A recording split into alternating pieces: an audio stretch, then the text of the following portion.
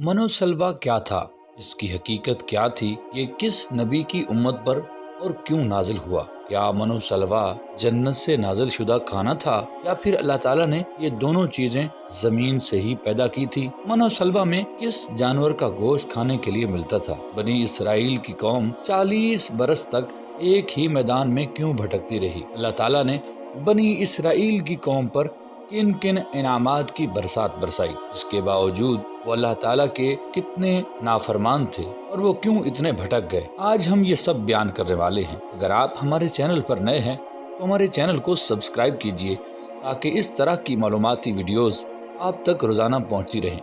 नाज़रीन कराम, बनी इसराइल एक ऐसी कौम गुजरी है जिस पर अल्लाह ताला ने बेशुमार अंबियाए कराम अलैहिमुस्सलाम भेजे, मगर यह कौम राह रास्त पर नहीं आई और अल्लाह ताला की नाफरमानियों में मशगूल रही। अल्लाह ताला ने बनी इसराइल पर बेशुमार इनामात की बरसात भी फरमाई। कुरान मजीद सूरत बकरा एक आयत में इरशाद बारी ताला है, और हमने तुम पर बादल का साया किया और तुम पर मनो सलवा उतारा और कह दिया कि हमारी दी हुई पाकीज़ा चीज़ों को खाओ, और उन्होंने हम पर जुल्म नहीं किया, अलबत्ता वो खुद अपनी जानों पर जुल्म करते थे। जब फिरौन दरियाए नील में गर्क हो गया तो अल्लाह ताला ने बनी इसराइल को हुक्म फरमाया कि वो कौम अमालका से जंग करके मुल्क शाम को आज़ाद करवाए। क्योंकि यह कौम नहायत जालिम और जंग की माहिर थी, इसके बावजूद उन 6 लाख बनी इसराइलियों ने जंग से इनकार कर दिया और इस नाफरमानी की ये सज़ा मिली। वो 40 साल तक 27 मील के रकबे पर मुश्तमिल एक ही मैदान में भटकते रहे। वो लोग सामान उठाकर सारा दिन चलने के बाद रात एक जगह पहुंच जाते और जब सुबह होती तो वो वहीं मौजूद होते जहां से चले थे। इस जगह को मैदान तीह यानी भटकने फिरने की जगह कहा जाता है। अल्लाह ताला के पैगंबर हजरत मूसा अलैहिस्सलाम भी इसी मैदान में तशरीफ फरमा थे। मैदान तीह में होने वाली अताएं हजरत मूसा अलैहिस्सलाम की दुआ से बनी इसराइल पर अल्लाह ताला ने इस मैदान में बेशुमार इनामात और अताएं नाजिल फरमाई। बनी इसराइल के खाने के लिए हफ्ते के दिन के अलावा रोजाना आसमान से 2 खाने उतरते, जिन्हें मन और सलवा कहा गया है। सलवा के बारे में मुफस्सिरीन के मुख्तलिफ अक़वाल हैं, जिनमें से सही कौल ये है कि ये तुरंजबीन की तरह एक मीठी चीज़ थी जो रोजाना सुबह सादिक से तुलुए आफ्ताब तक हर शख्स के लिए एक हिस्सा यानी तकरीबन 4 किलो बकदर उतरती थी और लोग उसको चादरों में लेकर दिन भर खाते रहते। बाज़ मुफस्सिरीन के नज़दीक मन से मुराद वो तमाम चीज़ें हैं जो अल्लाह ताला ने अपने बंदों को किसी भी मुशक्क़त और काश्तकारी के बगैर अता करके उन पर एहसान फरमाया है।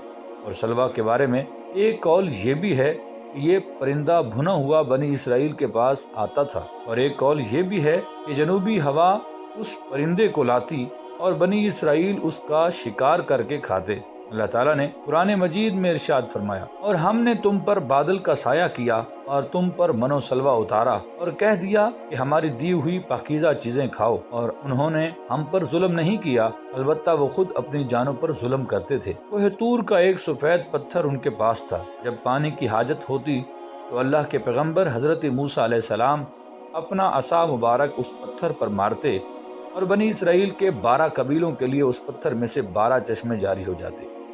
ये वही असा था जिसे हजरत मूसा अलैहिस्सलाम ने नमरूद के जादूगरों के सामने फेंका था, और अल्लाह ताला ने उस असा को एक अज़दहा बना दिया था। उसी असा की बरकत से उस पत्थर से बनी इसराइल के 12 कबीलों के लिए 12 चश्मे अल्लाह ताला ने जारी फरमा दी। धूप से बचाव के लिए एक बहुत बड़ा सफेद बादल सारा दिन बनी इसराइल को साया करता था। रात में मैदान ती के बीच में एक नूरानी सतून उतरता जिसकी रोशनी में वो लोग काम काज करते। अल्लाह ताला ने उन लोगों पर इतनी इनायतें की कि उनके बाल और नाखून तक नहीं बढ़ते थे, कपड़े फटते न ही मैले होते। पैदाशी बच्चों के जिस्म पर कुदरती लिबास होता जो जिस्म के साथ साथ बड़ा होता जाता। मन ایک میٹھی چیز تھی جو فجر کے وقت سے سورج نکلنے تک ہر شخص کے لیے 4 کلو اترتی تھی۔ جب بنی اسرائیل یہ میٹھی چیز کھا کھا کر اکتا گئے تو انہوں نے آپ علیہ السلام کی بارگاہ میں شکایت کی، جس کے بعد ان کے لیے سلوہ اترنا بند ہو گیا۔ بعض مفسرین نے اس پرندے کے حوالے سے لکھا ہے کہ یہ تیتر تھا، اور بعض نے لکھا کہ بٹیر تھا۔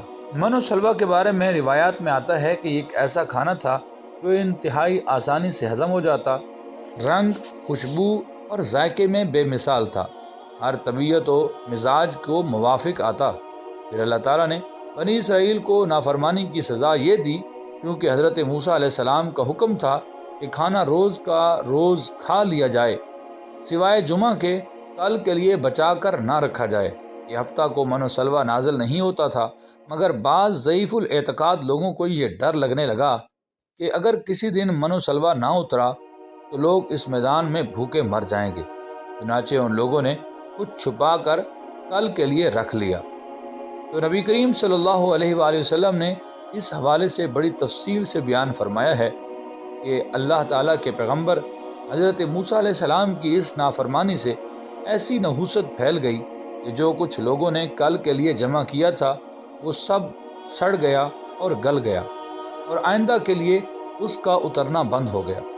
حضور نبی اکرم صلی اللہ علیہ وآلہ وسلم نے ارشاد فرمایا، اگر بنی اسرائیل یہ نافرمانی نہ کرتے تو کھانا کبھی خراب ہوتا اور نہ ہی گوشت سڑنے لگتا۔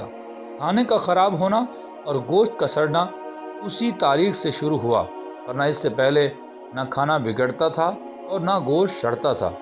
ان تمام عطاؤں اور انعامات کا ذکر اللہ تعالیٰ نے قرآن مجید میں بڑی تفصیل کے ساتھ فرمایا ہے، اور فرمایا کہ جب تم نے موسیٰ سے کہا کہ اے موسیٰ ہم سے ایک ہی قسم کے کھانے پر ہرگز صبر نہ ہو سکے گا، اس لیے اپنے رب سے دعا کریں کہ وہ ہمیں زمین کی پیداوار، ساگ، ککڑی، گیہوں، مسور اور پیاز دے۔ آپ نے فرمایا کہ بہتر چیز کے بدلے میں ادنا چیز کیوں طلب کرتے ہو؟ اچھا شہر میں جاؤ، وہاں تمہاری چاہت کی یہ سب چیزیں ملیں گی۔ اور اللہ کا غضب لے کر وہ لوگ لوٹے کہ اس لیے کہ وہ اللہ تعالیٰ کی آیتوں کے ساتھ کفر کرتے تھے اور نبیوں کو ناحق قتل کرتے تھے۔ یہ ان کی نافرمانیوں اور زیادتیوں کا نتیجہ ہے۔ میرے چینل کے معزز ناظرین، اگلی ویڈیو تک اجازت دیجیے۔ اللہ حافظ۔